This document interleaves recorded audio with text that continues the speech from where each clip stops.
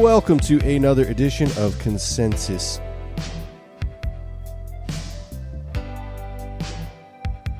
Unreality. Welcome to another edition of Consensus Unreality.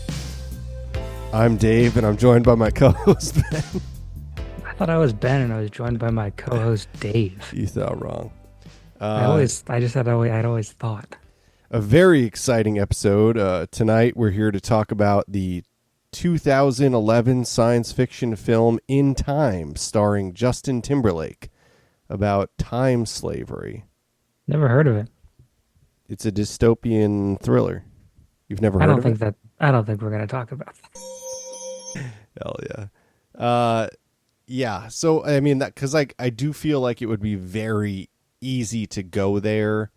And let's not, let's save that for the back end. But it would be very easy to go there with Cthulhu, the way that it's transposed into the AI thing, but it's also, adopted by Nick Land. And I think it's the other way around. Yeah, I think the AI people are post-Cthulhu. I think they, in some ways, a lot of the current understanding of the AI architecture and the fate of it, I guess, wouldn't exist without the Cthulhu mythos. And not the stories exactly, because the stories are just like good horror.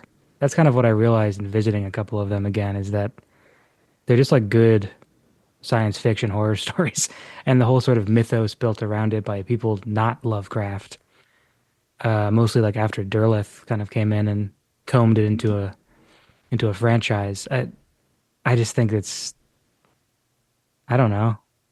It's not really the same thing. It's like the whole cultural presence of the Cthulhu mythos feels very important, actually, to the current moment that we're in. Yeah, for sure.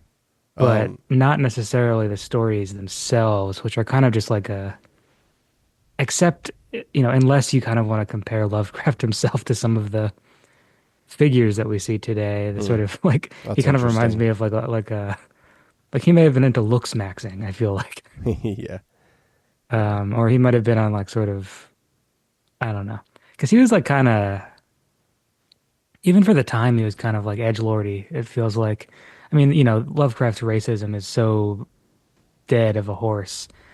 But, the stories are very fixated on race and contamination and things like that. So that's kind of hard to avoid, which doesn't make them bad stories. They just kind of, he was coming from a certain place. Yeah, and I also will jump in with, I've been reading Wormwood Star by Spencer Kanza, which is The Magical Life of Marjorie Cameron. About halfway through this book, it's pretty great. It's got me kind of thinking about the Aeon of Horus and figures like Jack Parsons and Marjorie Cameron, who really were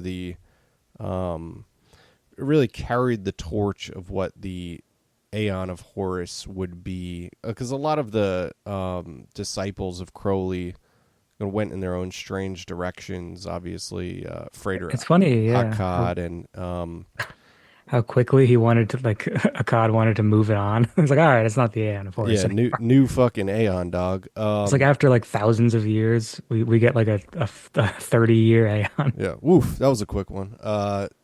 No, we're still in it. And it's the Age of Aquarius.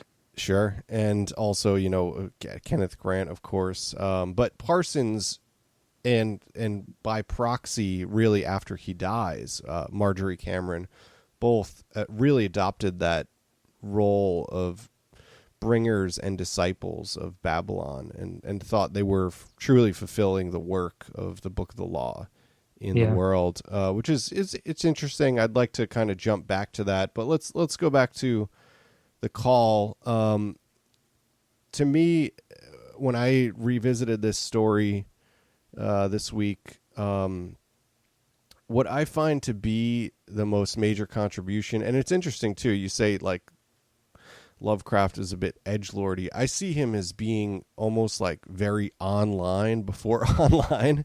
You know what I mean? Like there's so many references in his books of things. I love when he name drops his friends too. It's crazy. Yeah, yeah, and name dropping the decadence, but the theosophists, and Yes, including like the flavors of the day. Um, to that's very me, true. what makes this his writings to me, what makes them so important.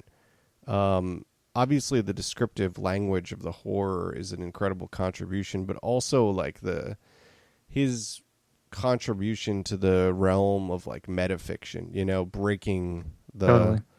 the walls between truth, fiction, reality, and documentation.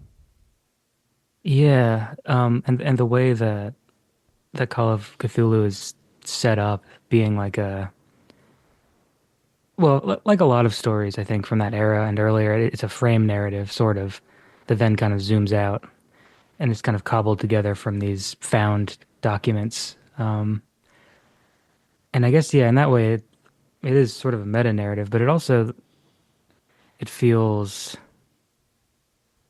I don't know what were you going to say about that side of it? Um, well, like it being a meta narrative. Yeah, Yeah, I think that that is what made it so susceptible to being adopted not only by chaos right. magicians, Kenneth Grant, of course, later Nick Land, and the Silicon Valley community in a weird abstract way. Check out patreon.com/consensus unreality. For just $5 a month, you can access our full episode archive, 5 years worth, that's only hosted there. Regular exclusive episodes, which are ongoing and exclusively hosted at patreon.com/consensus unreality. Written content, a Discord server, and if you join our print tier club, you get access to our printed Journal of Shells, plus other printed and recorded materials in the mail. That's really cool, so check that out. Thanks for listening. As always,